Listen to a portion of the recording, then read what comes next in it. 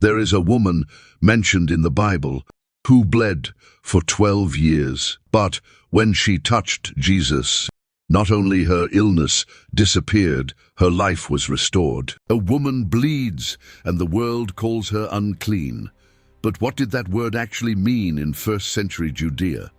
What happened to her body, her day, her family, her place at the table when blood came? You think you know. You picture shame, whispers, isolation.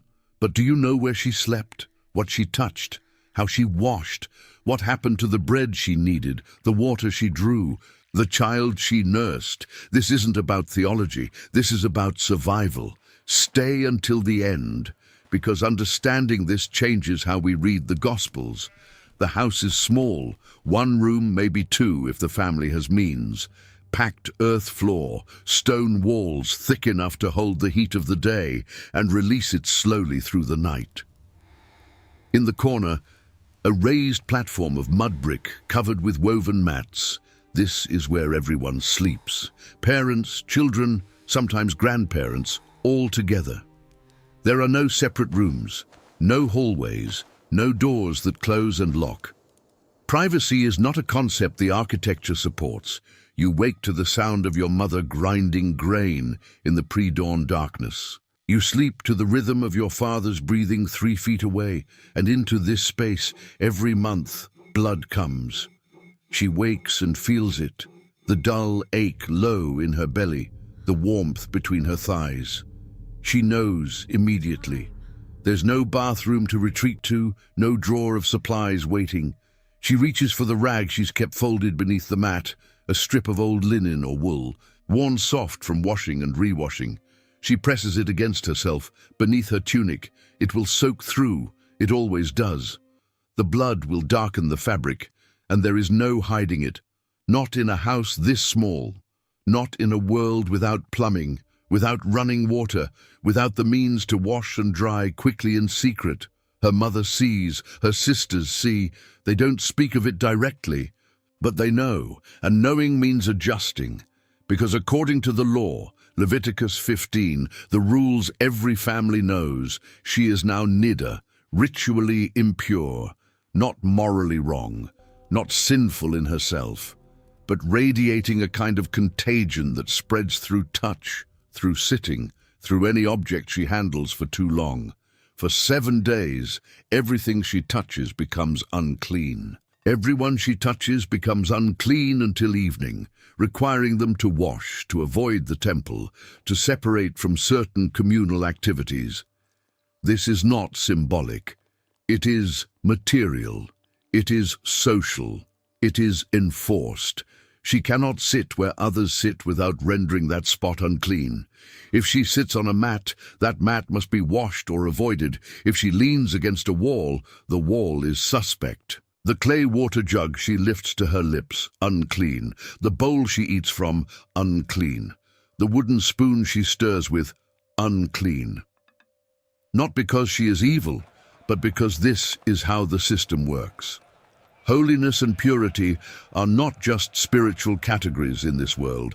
They are physical boundaries carved into the schedule of daily life, determining who can go where, who can do what, who can participate in worship.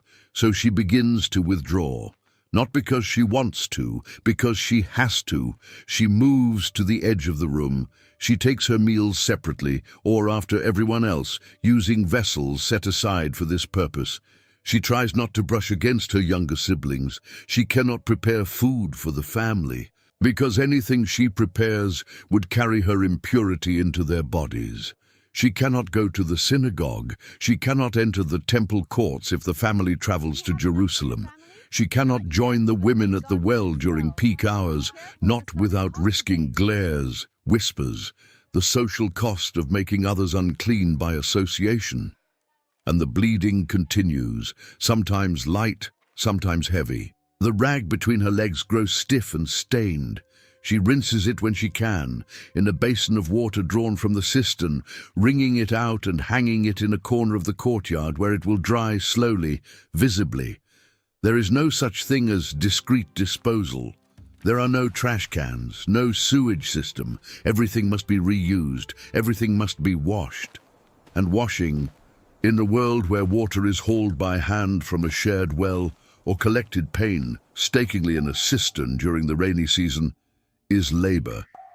It is time. It is a resource you cannot waste. The bleeding doesn't stop on command. Sometimes it lasts 5 days, sometimes 8, sometimes longer, and when it does, the anxiety grows sharp. Because the count doesn't begin until the blood stops. 7 clean days after the flow ends, that's when she can go to the mikveh, the ritual bath, and be restored. But if the bleeding stretches on, the days of separation stretch with it. 10 days, 12, 2 weeks of isolation in a house with no walls to hide behind. You begin to understand what the woman in the Gospels carried, the one who had been bleeding for 12 years. 12 years, not 12 days, not 12 cycles. 12 years of waking to blood, of rags that never stayed clean, of being always at the edge of every room, every gathering, every moment of family life. 12 years of watching her sisters marry, bear children, prepare Sabbath meals, welcome guests, while she remained outside the circle. Not because anyone hated her, because the law said so. Because purity mattered, because the system required separation, and the cost was not just social, it was economic. A menstruating woman could not work in the normal rhythms of household production.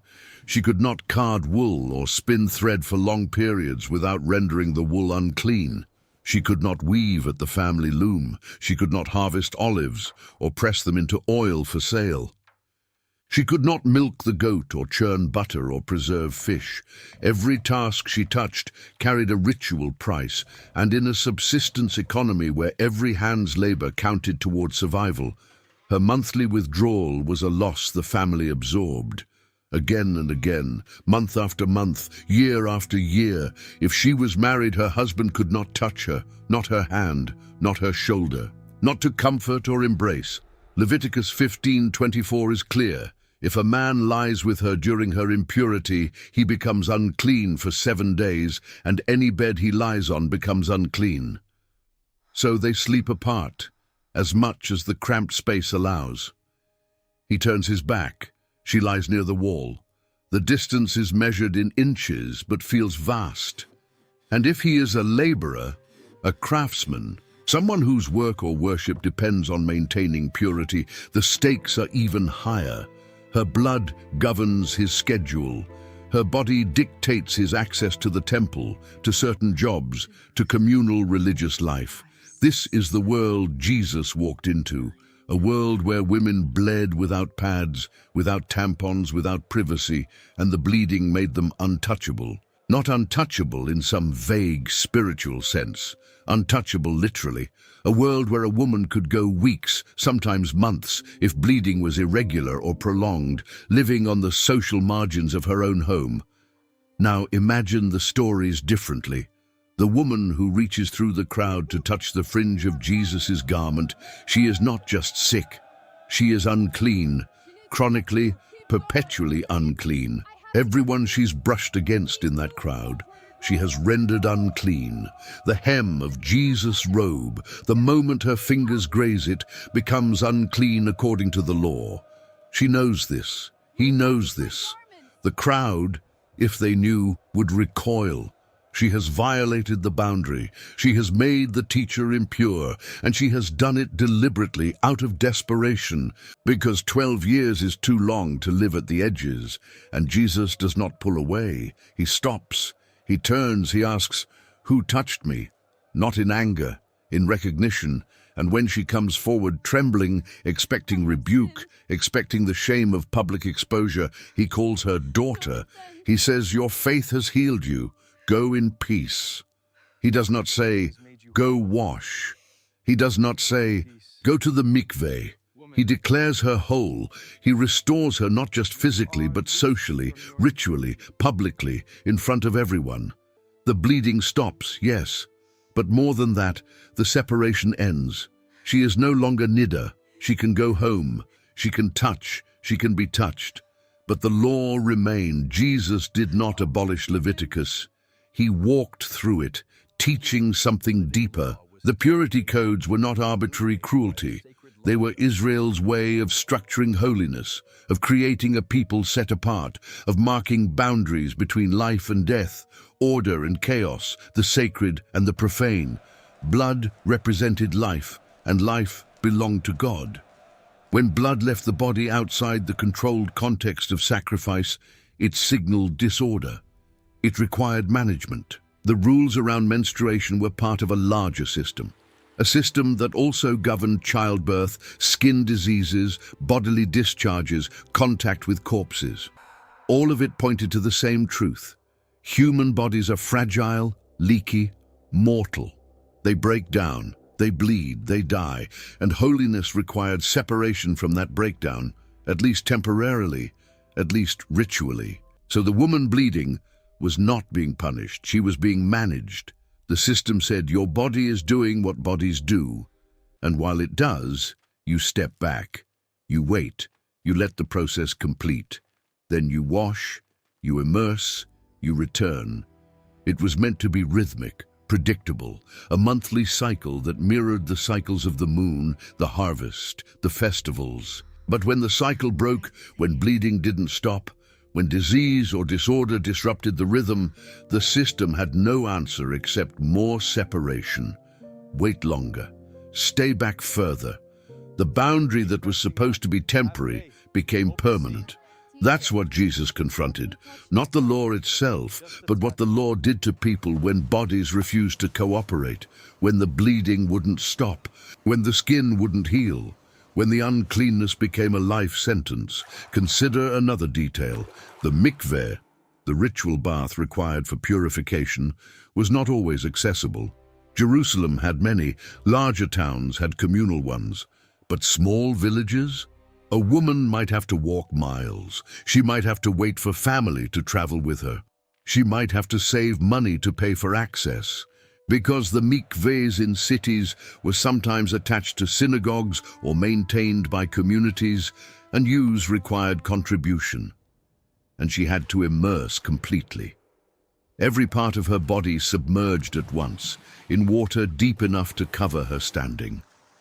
No bath at home would do, no basin of cistern water. It had to be flowing water, spring water, river water, or a properly constructed mikveh filled with rainwater.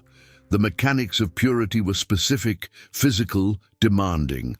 A poor woman living far from a mikveh, bleeding longer than usual, might wait weeks before she could complete the ritual. During those weeks, she remained in limbo, not restored, not participating, her husband beside her but not touching her, her children near her but cautious. The Sabbath meals continuing without her full presence. She was there but not there, a ghost in her own home. This is the weight the gospel writers assumed you understood. When they say a woman was subject to bleeding, they are saying she was subject to this, all of this. The rags, the waiting, the separation, the economic loss, the social marginalization, the ritual impossibility of being fully present in her community.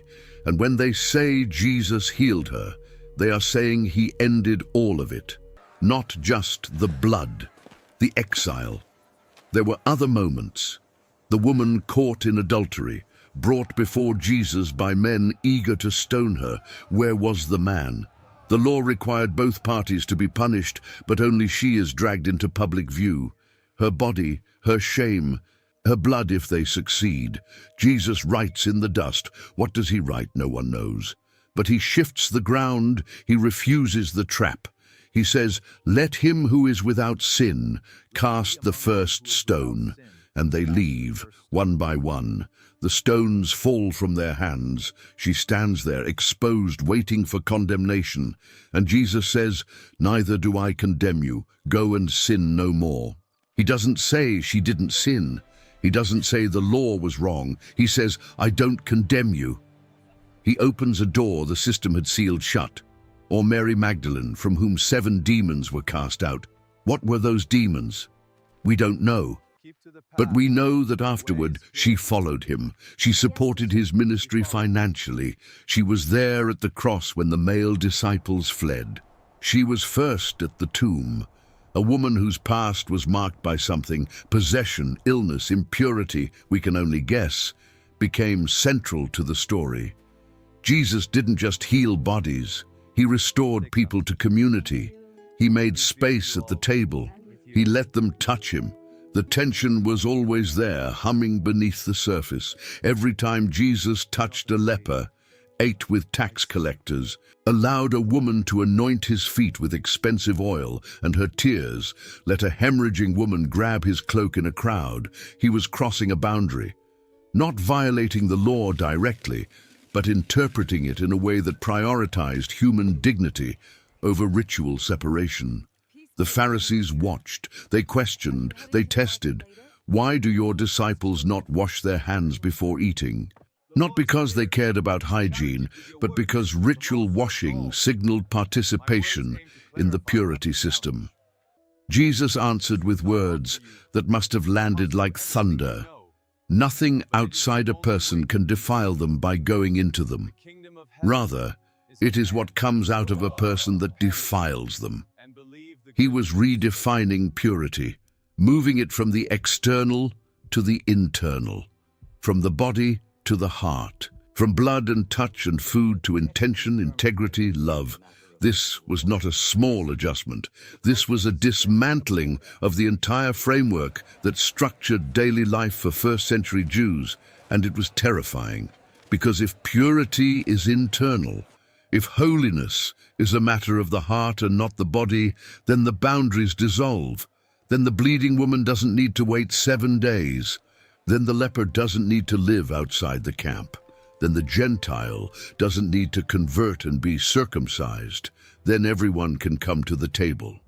This is why they killed him, not just because he claimed to be the Messiah, because he made the system optional, because he touched the untouchable and called it good, because he said the temple could be destroyed and rebuilt in 3 days, meaning his body, meaning the whole sacrificial system could be replaced by something else, something more direct, more intimate, more dangerous. The woman who bled for 12 years went home whole. She could touch her husband, she could hold her children, she could sit at the Sabbath table without rendering it unclean. She could enter the temple courts. She could live. And she did all of this because a man let her touch him, knowing full well what her touch meant, and chose not to recoil. This is the gospel, not an idea, not a doctrine floating above history. A man in a dusty village, surrounded by people whose bodies leaked and broke and bled, saying, "Come, you are not unclean, you are seen, you are loved, you belong." The early church would wrestle with this for decades. Do Gentile converts need to follow the purity laws? Do they need to be circumcised? Do they need to avoid unclean food? Paul would argue no. Peter would have a vision of unclean animals, and hear God say, "Do not call anything impure that God has made clean." The boundary was falling, not because the law was evil, but because something greater had come. Someone greater, and in his presence the categories shifted. The bleeding woman was no longer a problem to be managed. She was a daughter to be embraced. Stand at the edge of that first-century room again. Smell the earth floor, the wool drying in the corner, the bread baking in the clay oven outside. Hear the murmur of women at the well, the bleat of goats, the hammer of a carpenter's shop down the lane. See the woman moving carefully along the wall, trying not to touch, trying not to burden her family with one more day of uncleanness. And then see Jesus, walking toward her, not away, toward, speaking her name, calling her forward, touching the untouchable, healing not just her body, but her place in the world. This is how menstruation was in the time of Jesus. Without cloths or privacy, yes, but also without the final word, because he met women in their blood and their shame and their isolation, and he said, "You are not cast out, you are called in." And that changes everything. If this deepened your understanding of the Gospels, if it made the stories more real, more human, more urgent, share it. Let others see what you've seen, because faith is strongest when it's rooted in the dust and blood and dailiness of the world Jesus actually walked through. Not the sanitized version, the real one.